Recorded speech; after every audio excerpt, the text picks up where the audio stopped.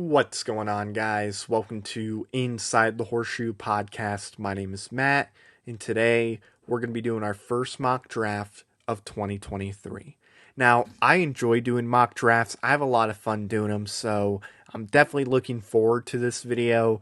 I believe we're a month and a half from the NFL draft, which is absolutely crazy that we're that close. So I figured today would be a good day to start doing mock drafts. We'll do a few more mock drafts leading up to the draft, and then also we're going to be covering different players as well that I think the Colts could realistically draft. So a lot of draft videos coming to you guys leading up to the draft. So before we get into it though, a few things.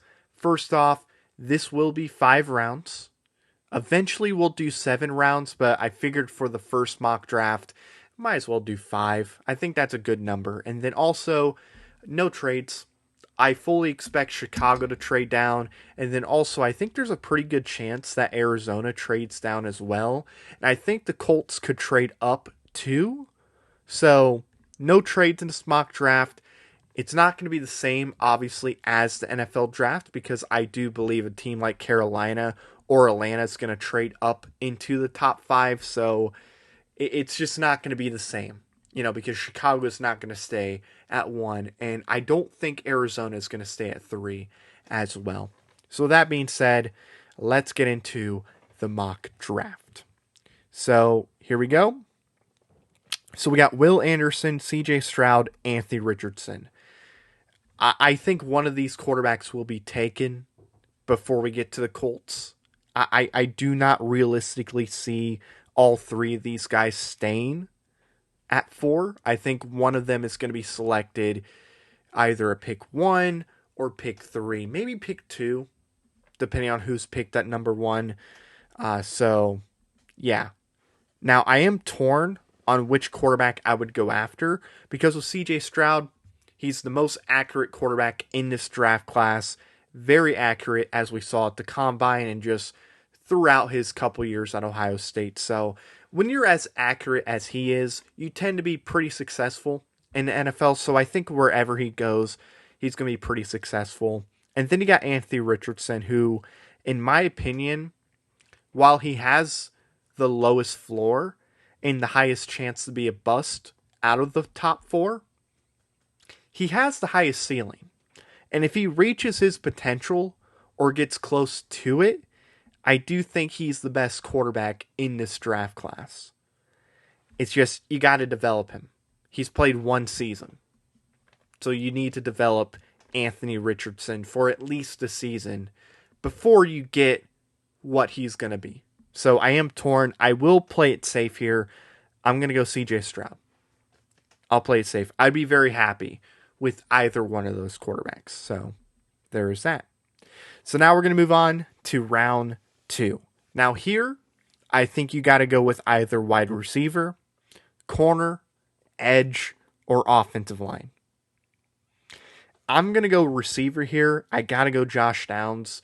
Very good receiver. I think if you get him and CJ Stroud, you're having a good draft. I think you'll be happy if you can get both of those guys. This is a guy that is dangerous down the field. He can stretch the field. He's a good route runner.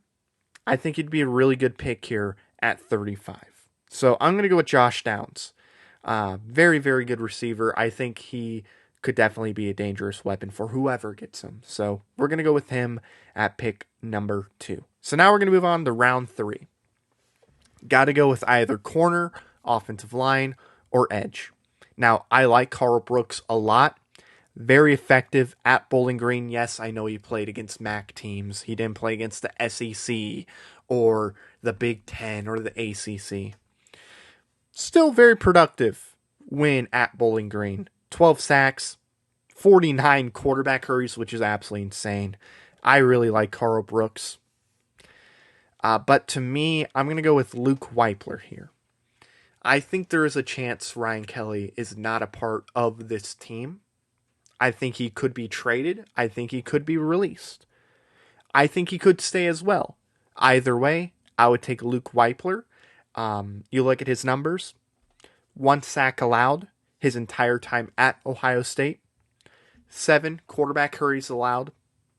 It's a very good player, in my opinion. So, adds more competition to this offensive line.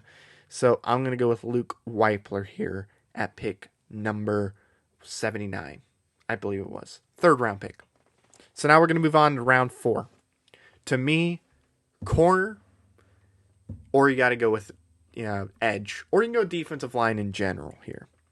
So, I mean, you look at the guys like Moro Ajoromo?